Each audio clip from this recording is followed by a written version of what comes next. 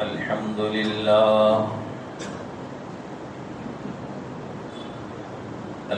لله نحمده ونستعينه ونستغفره ونؤمن به ونتوكل عليه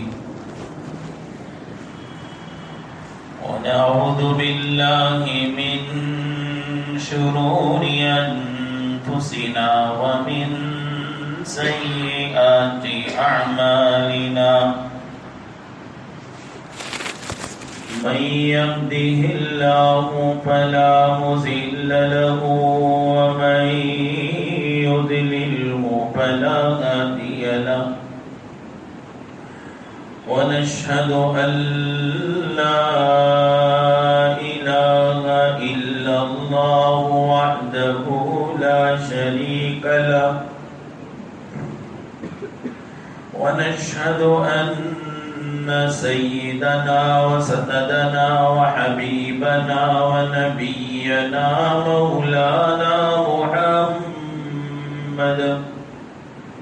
مولانا محمدا عبده ورسوله أرسله بالحق بشيرا ونذيرا وداعيا إلى الله بإذنه وسراجا منيرا وصلى الله على النبي وآله وأصحابه وبارك وسلم تسليما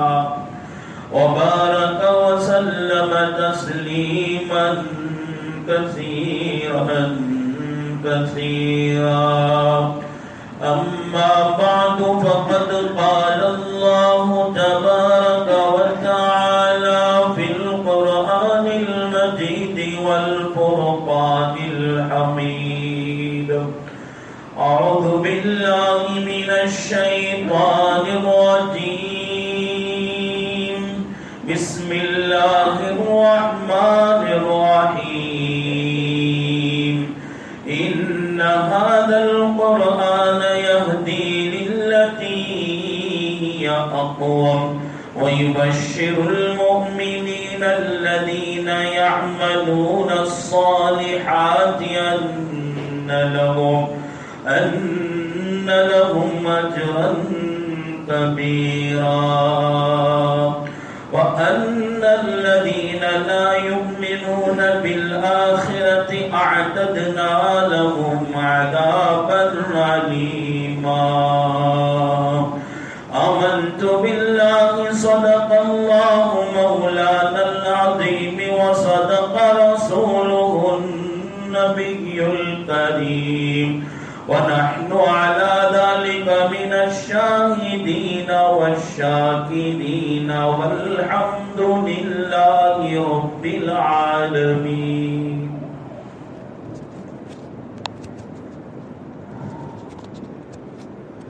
قابل احترام بزرگوں و قابل قدر ملت کے نوجوان بھائیوں، عزیز دوستوں، عظمت قرآن شریف کا عنوان چل رہا ہے۔ بزرگوں، عزیزوں، قرآن شریف اللہ تعالیٰ کی کتاب ہے اور بے نظیر بے مثال کتاب ہے۔ جس نبی پر نازل ہوا قرآن وہ نبی بے مثال ہے۔ جس رات میں قرآن نازل ہوا وہ رات بے مثال ہے۔ جس مہینے میں قرآن نازل ہوا وہ مہینہ بے مثال ہے۔ زمین کے جس ٹکڑے میں قرآن نازل ہوا زمین کا وہ ٹکڑا بے مثال ہے۔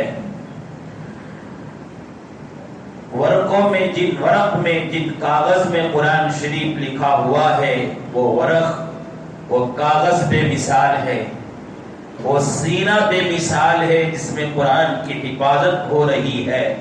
وہ زبان بے مثال ہے جس زبان میں قرآن کی تلاوت ہوتی ہے۔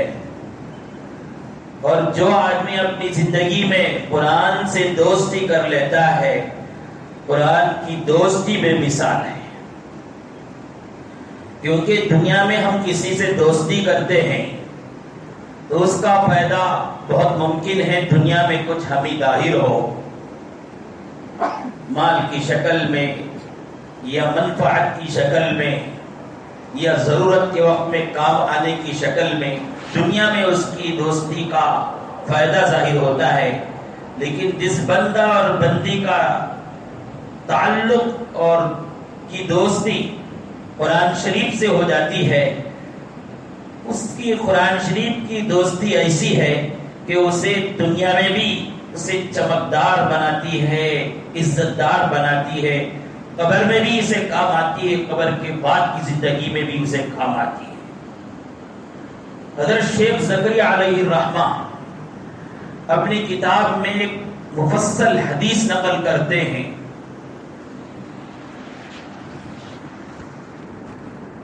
حدیث کا مختصر خلاصہ میں آپ کے سامنے پیش کر دوں۔ آدمی کی جب وفات ہوتی ہے، آدمی جب مر جاتا ہے تو اس کے گھر والے، اس کے بھائی، اس کے دوست احباب، اس کے رشتہ دار، اس کے خاندان والے تجہیز و تکفین میں، یعنی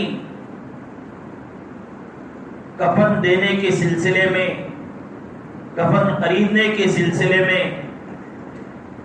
قبر اور قبر بنانے کے مسئلے میں، غسل دینے کے بارے میں تیاریاں شروع کرتے ہیں اور لوگوں کو اطلاع دیتے رہتے ہیں، گھر میں ان کا انتقال ہو گیا ہے، فلاں وقت میں غسل دیا جائے گا، فلاں وقت میں فلاں نماز کے بعد جنازے کی نماز پڑھی جائے گی، فلاں قبرستان میں دفن کیا جائے گا۔ لوگوں کو اطلاع دینے میں اور اس کی تیاری میں لگے رہتے ہیں۔ مطلب یہ ہے کہ ہر ایک رشتہ دار اس مرے ہوئی میت، چاہے ماں ہو، چاہے باپ ہو، چاہے بھائی ہو، چاہے شوہر ہو، چاہے بیوی ہو، چاہے دوست ہو، چاہے استاد ہو، چاہے شاگرد ہو، جس کا انتقال ہوتا ہے اس کے متعلقین کا حال یہ ہوتا ہے کہ جتنا جلدی ہو سکے اسے گھر سے فارغ کر کے قبرستان میں پہنچا دیا جائے۔ سب اس فکر میں رہتے ہیں، لیکن ایک شخص ہوتا ہے جس کا حال یہ ہے کہ اسے قبر میں پہنچانے کے بعد اس کے سلسلے میں کیا معاملہ ہوگا، اس کے ساتھ کیا سلوک کیا جائے گا،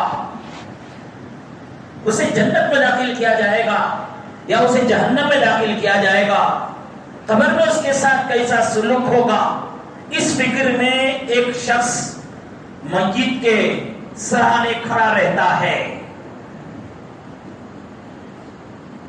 جب لوگ اسے کفن دینے کے لیے کفن دینا شروع کرتے ہیں تو وہ سینے کی طرف آ جاتا ہے۔ اب اسے کفن دفن دے کے جنازے کی نماز پڑھ کے لوگ قبر میں رکھتے ہیں۔ قبر میں رکھنے کے بعد لوگوں کا حال کیا ہوتا ہے؟ جتنا بھی قریبی رشتہ دار کیوں نہ ہو، بہرحال اس سے جدا ہو کر آ ہی جاتا ہے۔ بعض رونے والے دل سے روتے ہیں، آنسو بہاتے ہیں، دعائیں کرتے ہیں، اور وہاں سے نکل کر آ جاتے ہیں۔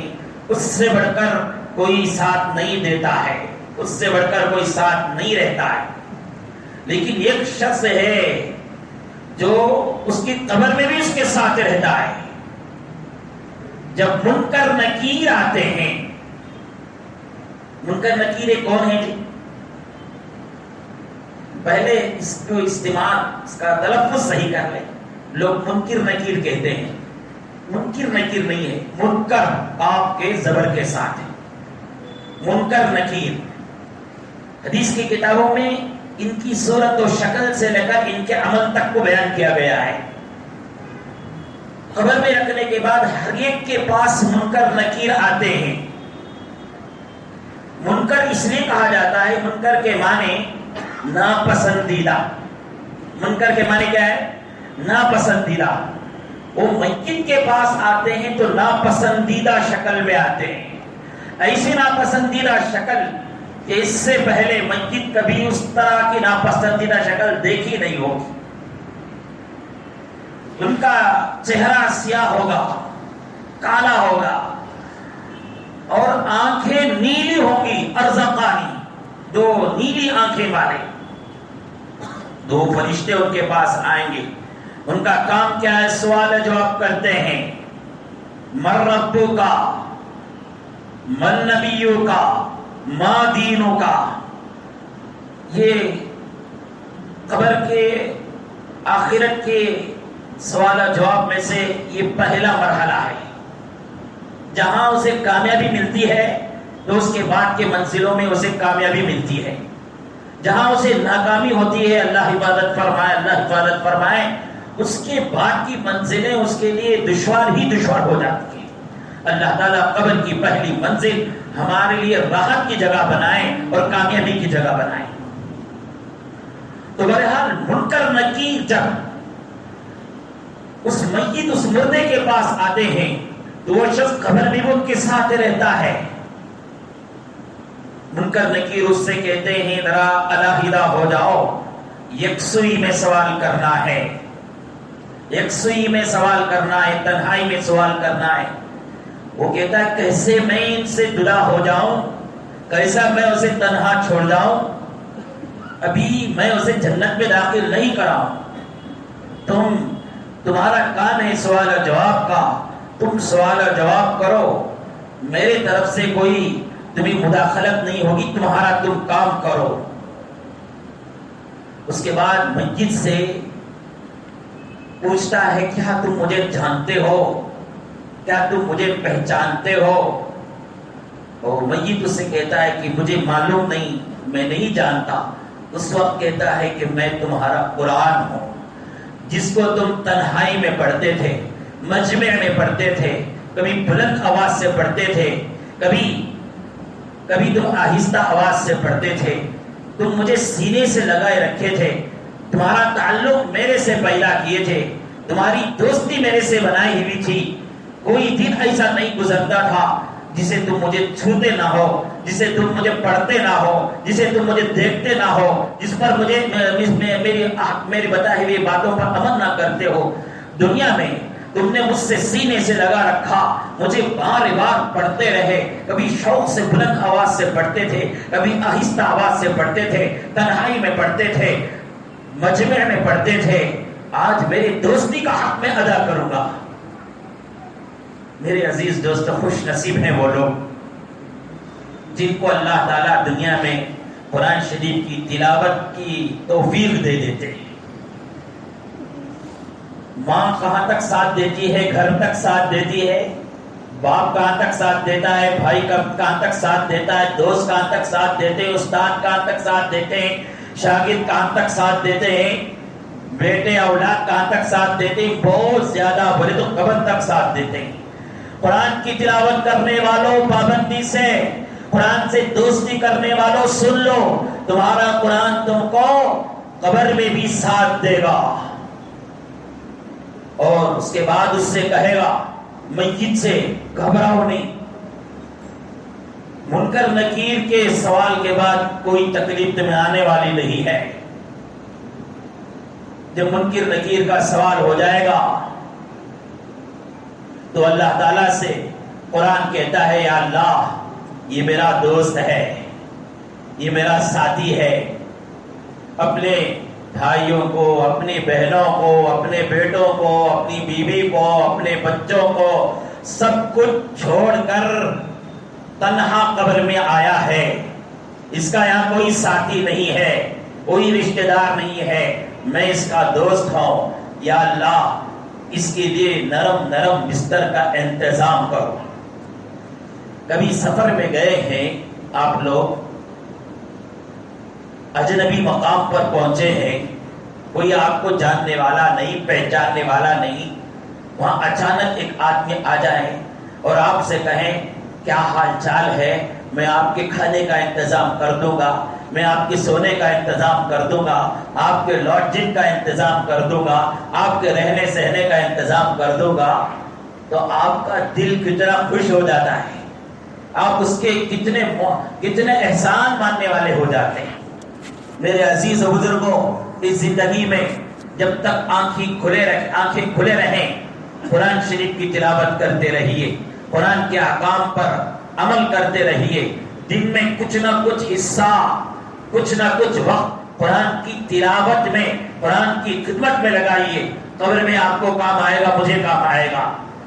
اللہ تعالیٰ سے کہے گا یا اللہ یہ میرا دوست ہے، سینے سے لگائے رکھتا تھا، روزانہ اس کی آنکھ کی روشنی میرے لیے استعمال کرتا تھا، کان کی سماعت میرے لیے استعمال کرتا تھا، سینے میں مجھے جگہ عطا کیا تھا، زبان میں میرا ذکر جاری رہتا تھا۔ آج میری سفارش ہے کہ اس کے لیے نرم نرم بستر کا انتظام کریں۔ اس کے سفارش سے حدیث کی کتاب میں آتا ہے مخمل ریشم کے بستروں کا انتظام کیا جائے گا۔ یہاں تک قبر کا مسئلہ ہوا، ابھی قرآن اس کا ساتھ نہیں چھوڑتا ہے۔ حافظ قرآن جو ہیں وہ سن لیں، اور حافظ قرآن کے والدین بھی سنیں، حافظ قرآن بھی سنیں، حافظ قرآن کے والدین بھی سنیں۔ دنیا میں تو آپ سنے ہوں گے، کیا ڈال ڈالے تمہارے بچے کو، وقت ضائع ہو رہا ہے، بیکار وقت ہو رہا ہے۔ وہی اگر تم کہیں دوسرے جگہ ڈالتے تو تمہارا بچہ بڑے بڑے ڈگریاں کماتا، تمہارا بچہ ڈگریاں حاصل کرتا، اور ان ڈگریوں کی بنسبت، ان ڈگریوں کی وجہ سے موٹی موٹی رقم 50 روپے، 50,000 روپے، 60,000 روپے، لاکھ روپے تمہارا بیٹا کماتا۔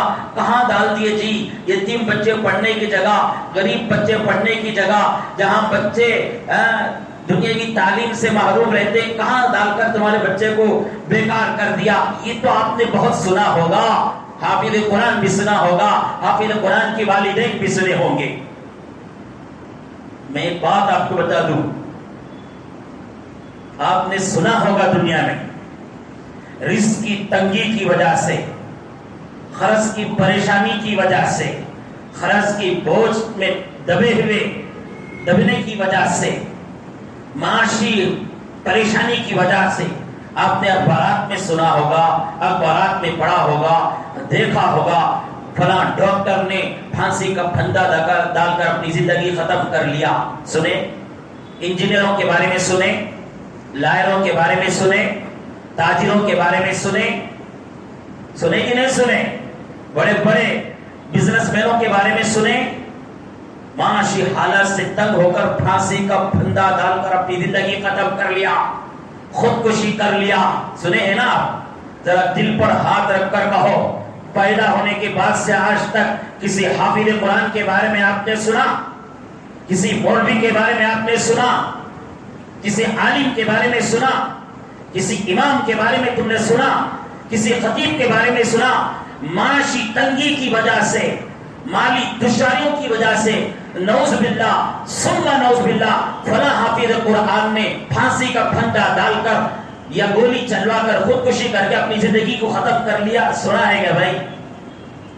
آج تک سنے آپ نے؟ نہیں سنا۔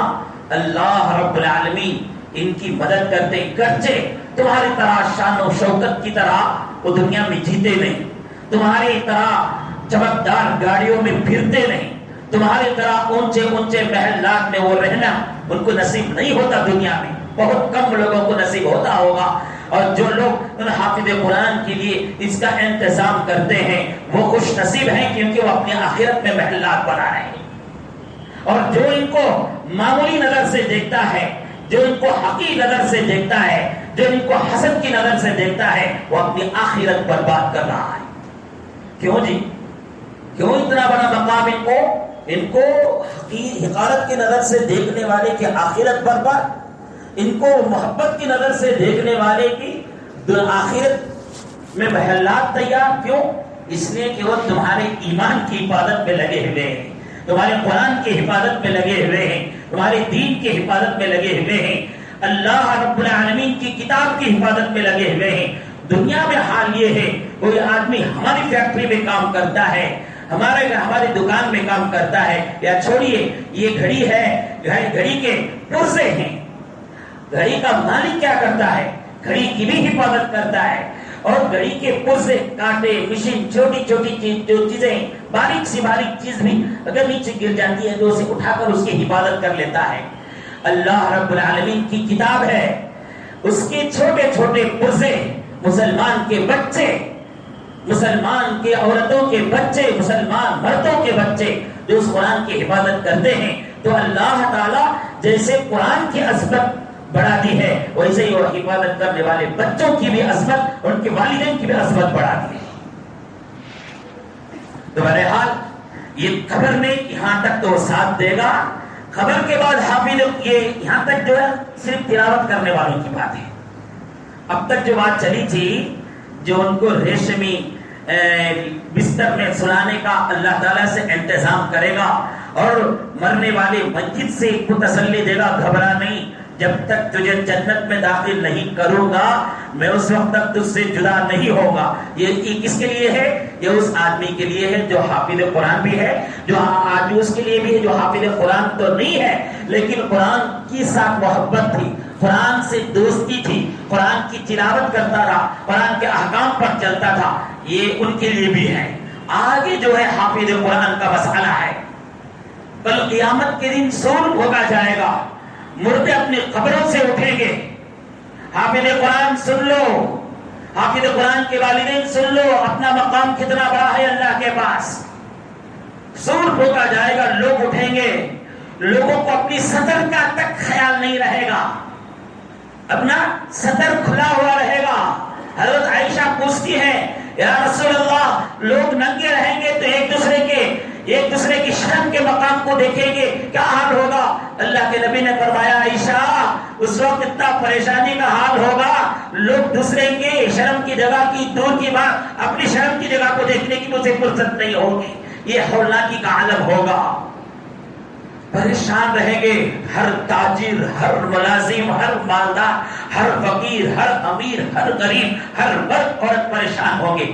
یہ بھی پریشانی کے عالم میں حافظ قرآن اپنی قبر سے اٹھے گا تو ایک شخص سے اس کی ملاقات ہوگی, وہ اسے تسلی کی باتیں کہے گا.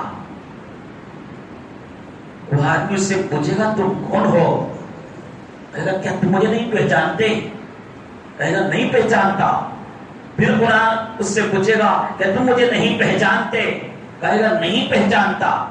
تو کہے گا میں وہ قرآن ہوں جس کو تم نے یاد کر کے سینے میں بسایا, رات میں جاگا, دن میں میرے لیے بھوکا رہے, یعنی قرآن کے احکام پر عمل کر کے روزہ رکھا اور راتوں میں جاگ کر قرآن کی تلاوت کی. میں وہی قرآن ہوں. آج میں تمہارا ساتھ دوں گا, تمہاری مدد کروں گا. یہ کوئی قصہ نہیں ہے, یہ کوئی کہانی نہیں ہے, کوئی افسانہ نہیں ہے جو چھوڑے جاتے ہیں ناول کی کتابوں میں. ویسا نہیں. میرے اور آپ کے آقا سرکار دو جہاں حضرت جناب محمد رسول اللہ صلی اللہ علیہ وسلم صادق ہیں, صدیق ہیں. آپ کی زبان سے یہ نکلا ہے جسے ایمان ہے اللہ پر, جسے ایمان ہے آخرت پر, جسے ایمان ہے نبی کی باتوں پر, اسے اس پر اس کو یقین کرنا ہوگا. اسے کہے گا کہ پریشان ہونے کی ضرورت نہیں, آج ہم تمہاری مدد کریں گے. اللہ تعالیٰ سے سفارش کرے گا وہ قرآن, تو اللہ تعالیٰ ایک ہاتھ میں جنت کا پروانہ دیں گے, اس میں لکھا ہوا رہے گا یہ بندہ قرآن کی حفاظت کرنے کی وجہ سے ہمیشہ ہمیشہ کے لیے جنت میں ہوگا.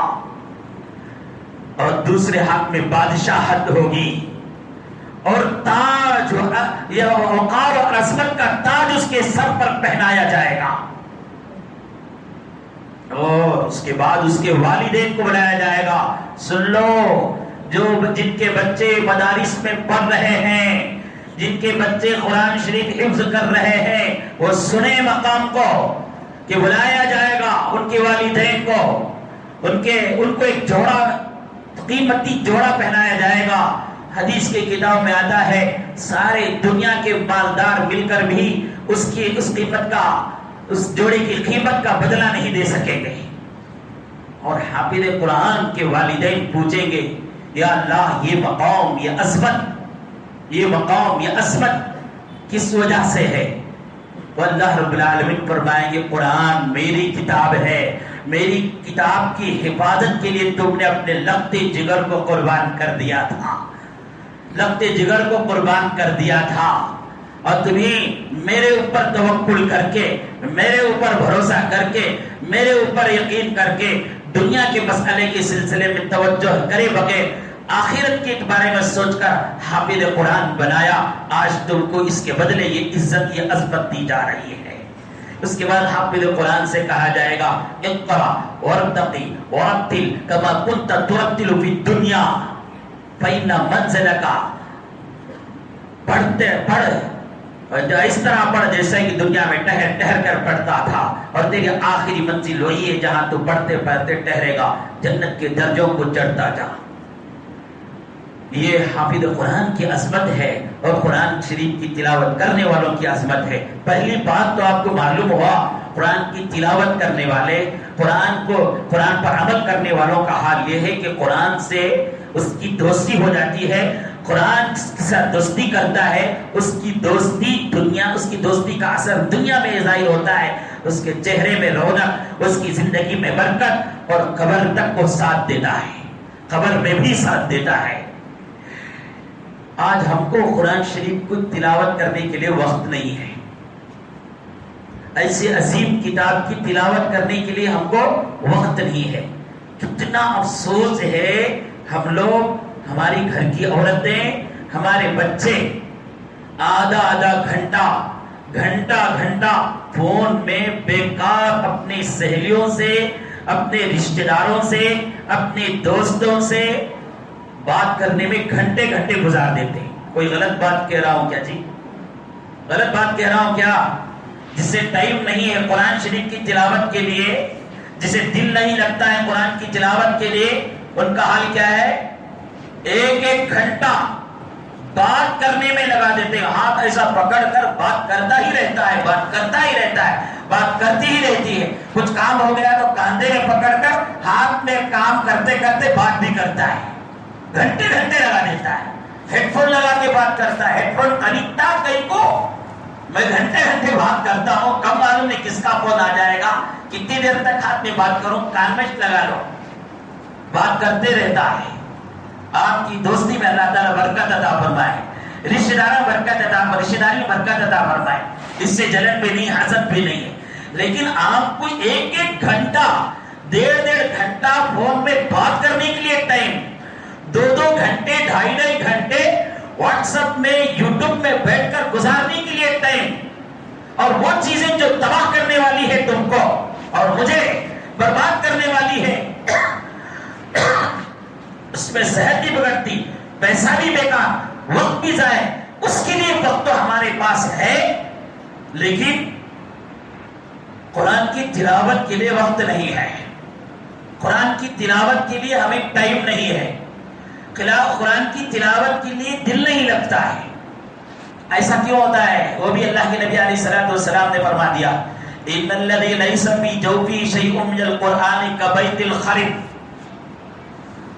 جس سینے میں، جس دل میں، جس قلب میں قرآن کا کچھ حصہ نہیں ہوتا ہے، یعنی حفظ کر کے تھوڑا سا حصہ قرآن کا اپنے سینے میں نہیں بساتا ہے۔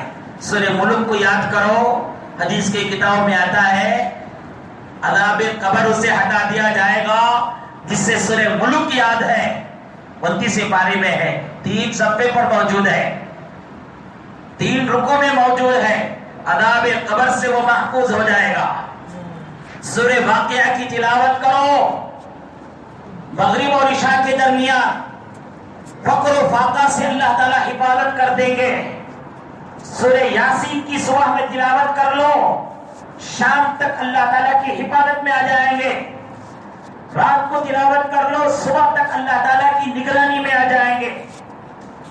قرآن کا ایک حرف پڑھو، 10 نیکیاں ملیں گی، لیکن قرآن کی تلاوت کے لیے ہمیں دل نہیں لگتا ہے۔ کیوں ایسا ہوتا ہے؟ اللہ کے نبی علیہ الصلوۃ والسلام نے فرمایا، جس کے سینے میں قرآن کا کچھ حصہ نہیں ہوتا ہے وہ ویران گھر کی طرح ہے۔ ویران گھر سے مشابہت اس لیے دی گئی شارحین حدیث بیان کرتے ہیں جیسے ویران گھر، خالی پڑا ہوا گھر، ہمارے محلے میں یا ہمارا گھر ایسا ہے ویران پڑا ہوا ہے، خالی پڑا ہوا ہے، تو کیا ہوتا ہے اس گھر میں؟ وہ گھر ایک عجیب طرح کا ڈراؤنی ہو جاتا ہے، اس میں جنات کا تسلط ہو جاتا ہے، شیاطین کا تسلط ہو جاتا ہے، کیڑے مکوڑوں کا تسلط ہو جاتا ہے۔ جیسے دنیا میں گھر خالی رہنے سے شیاطین کا تسلط ہو جاتا ہے، اللہ کے نبی علیہ الصلوۃ والسلام نے فرمایا کوئی سینہ ایسا ہے جس میں قرآن کا حصہ نہیں ہے، قرآن سے وہ خالی ہے، تو اس میں شیاطین کا تسلط ہو جاتا ہے، گانے بجانے کی نحوست کا تسلط ہو جاتا ہے، میوزک کا تسلط ہو جاتا ہے، بیکار چیزوں کا تسلط اس میں ہو جاتا ہے، ملائکہ اس سینے سے نکل جاتے ہیں، اس گھر سے نکل جاتے ہیں، اور مصیبتوں اور نحوستوں کا اس میں تسلط ہو جاتا ہے۔ اور جس کے گھر، جس کے سینے میں شیاطین کا تسلط ہو گیا، اسے تو موبائل میں، انٹرنیٹ میں، واٹس ایپ میں، یوٹیوب میں، فیس بک میں تو وقت لگے گا، اور وقت لگانے میں دلچسپی ہوگی، قرآن کی تلاوت کے لیے وقت نہیں لگے، دلچسپی نہیں ہوگی۔ اس لیے عزیز و بزرگوں، مانے یا نہ مانے دل، دماغ قبول کرے یا نہ کریں، کچھ وقت دن میں قرآن کی تلاوت کے لیے نکال لو، قرآن پڑھنے کے لیے نکال لو۔ اللہ کے نبی علیہ الصلوۃ والسلام نے فرمایا لا تجعلوا بیوتا مقابر ان الشیطان ینفر من بیت الذی یقرأ فی سورۃ البقرہ، تمہارے گھروں کو قبرستان نہ بناؤ۔ کیا فرمایا؟ لا تجعلوا بیوتکم مقابر، تمہارے گھروں کو قبرستان نہ بناؤ۔ اللہ کے نبی نے جس گھر میں قرآن کی تلاوت نہیں ہوتی ہے اس گھر کو قبرستان سے تشبیہ دی ہے۔ ہمارے گھروں میں سے کتنے گھر ایسے ہوں گے، کتنے گھر ایسے ہوں گے، مہینے مہینے گزر گئے، ہفتے ہفتے گزر گئے، وہاں قرآن کی تلاوت کی آواز نہیں گونجتی ہے، مہینے مہینے گزر گئے، ہفتے ہفتے گزر گئے۔ کیوں؟ کون کرے گا قرآن کی تلاوت؟ باپ کو مشغولیت، ماں کو مشغولیت، اولاد کو مشغولیت، شوہر کو مشغولیت، بیوی کو مشغولیت، قرآن کی تلاوت کون کرے گا؟ کیا مشغولیت؟ کام دھندے سے فارغ ہوئے، کام دھندا کمانے کا کام تو کرنا ہی پڑتا ہے، پیٹ پالنے کا کام تو سب کو کرنا ہی ہے، گھر کے پاک کی صفائی کا کام تو کرنا ہی ہے۔ پاک کی صفائی کی مشغولیت کے بعد، گھر کو سنبھالنے کی مشغولیت کے بعد، کمائی اور ملازمت و تجارت کی مشغولیت کے بعد جو وقت بچا ہے، ذرا دل پر ہاتھ رکھ کر کہو کہاں گزارتے ہیں یہ وقت؟ کس میں گزارتے ہیں یہ وقت؟ کس میں گزارتے ہیں؟ کیا اچھا ہوتا ہمارے گھر والے، ہم لوگ صبح میں کام دھندے کو جانے سے پہلے ہماری گھر کی عورتیں فجر کی نماز کے وقت میں اٹھتی، اور وہ فجر کی نماز سے فارغ ہو کر گھر کے مرد بھی، گھر کی عورتیں بھی، گھر کے مرد بھی، گھر کی عورتیں بھی تھوڑی دیر قرآن کی تلاوت کر لیتے، سورہ یاسین کی تلاوت کر لیتے، در و دیواری ہمارے کان گھر کے کرو در دیواری میں قرآن کی آواز گونجتی، پھر شام میں کچھ دیر قرآن کی تلاوت کر لیتے تو ہمارا تعلق قرآن سے ہو جاتا، قرآن سے دوستی ہو جاتی، اللہ تعالیٰ گھروں میں برکتوں کو نازل کرتے۔ آج قرآن کی توہین ہم کر رہے ہیں۔ میں آپ کو بتاؤں، پے در پہ ہمارے ساتھ ہمارے لیے پریشانی کے اخبار روزانہ آتے ہیں پیپروں میں۔ یہ وجہ اس کی بتاؤں آپ کو، اذان کے سلسلے میں آئی، یہ میسج دیا گیا اذان کے سلسلے میں کہ تم نے اذان کی توہین کی ہے، اس توہین کرنا بند کرو۔ کیا توہین کیا ہم نے؟ اذان کی آواز سن کر بھی مسجد کو نہیں آتے تھے، اذان کی آواز سن کر بھی سر پر کپڑا پلو ہماری عورتوں پر نہیں پڑتا تھا، اذان کی آواز سن کر بھی بستروں کو چھوڑنے کے لیے تیار نہیں تھے۔ تو اللہ تعالیٰ نے اذان کی آواز سنانا بند کر دیا، کیونکہ مسلمان اس کی توہین کرتے ہیں، اس سے زیادہ توہین کریں گے تو اللہ آسمان سے عذاب نازل کر دیں گے، زمین میں زلزلے نازل ہو جائیں گے۔ عذاب سے بچانے کے لیے، زلزلوں سے بچانے کے لیے یہ بند کر دیا گیا، اور یہ میسج دیا گیا جس دن تم اذان کی توہین کرنا بند کر دو گے، قرآن اذان کی آواز کو سن کر اس پر عمل کر کے مسجد کو آنا شروع ہو جائیں گے اور گھر کی عورتیں مصلی بچھانا شروع کر دیں گے، ہمارا کام ہے پھر دوبارہ فضاؤں میں اذان کی آواز کو بلند کرنا۔ حجاب کا مسئلہ اٹھا، حجاب کے مسئلے سے یہ تاکید کی گئی، یہ میسج دیا گیا اللہ کے طرف سے، یہ ہدایت دی گئی، یہ شادی محلوں میں، یہ فنکشنوں میں بے پردہ ہونا عورتوں کو چھڑاؤ، عورتیں بے پردہ ہونا چھوڑ دو، بے حجاب ہونا چھوڑ دو، مرد ہوشیار ہو جاؤ، عورتیں پابند ہو جاؤ، انشاءاللہ حجاب پر انگلیاں اٹھنا بند ہو جائیں گی۔ مسجدوں کو گرانے کی باتیں ہو رہی ہیں، مسجدوں کی جگہ میں مندریں بنانے کی باتیں ہو رہی ہیں، مسجدوں میں دعوے مختلف قسم کے کیے جاتے ہیں۔ اس میں ایک میسج دیا گیا، مسجدوں کو خالی اور ویران کرنا چھوڑ دو، مسجدوں کو آباد کرو۔ اور اکثر ان مساجد ہی میں غیروں کی نظر پڑتی ہے جو مسجدیں خالی اور ویران پڑی رہتی ہیں۔ کیا ہے ہمارے مسجدوں کا حال؟ ہر جمعہ میں آپ کے سامنے بات رکھ رہا ہوں، ہر جمعہ بات آپ کے سامنے رکھ رہا ہوں۔ جمعہ میں مسجد بھری ہے، عیدین میں مسجد بھری ہے، رمضان میں مسجد بھری ہے، باقی اوقات میں کیا ہے ہمارا حال؟ فجر کی نماز میں آ جاؤ، 3 صف 3.5 صف ہے، باقی مسلمان کیا ہو گئے؟ مسجد کی دریں دیوار آپ کو پکار رہی ہے، کہاں ہے مسلمان؟ یہ صفیں آپ کو پکار رہی ہیں، کہاں ہے مسلمان؟ کہاں ہے سجدے کرنے والے؟ کہاں ہے رکوع کرنے والے؟ میرے عزیزوں، بس کرو یہ دین کے شعار کو توہین کرنا، تو دین کے شعار، دین سے بیزاری کرنا چھوڑو، دین کے طرف آؤ، قرآن سے دوستی کرو۔ بات ہماری یہاں چل رہی تھی اصل، قرآن سے دوستی کرو۔ قرآن کی دوستی کا حال یہ ہوگا کہ دنیا میں بھی اللہ تعالیٰ عزت اور عظمت عطا کریں گے، قرآن سے دوستی کا حال یہ ہوگا خبر میں بھی اللہ تعالیٰ اسے سکون اور راحت کی زندگی دے گے۔ قرآن کی دوستی وہاں بھی چلے گی، قرآن کی دوستی قبر سے اٹھنے کے بعد حشر میں بھی چلے گی، محشر میں بھی چلے گی۔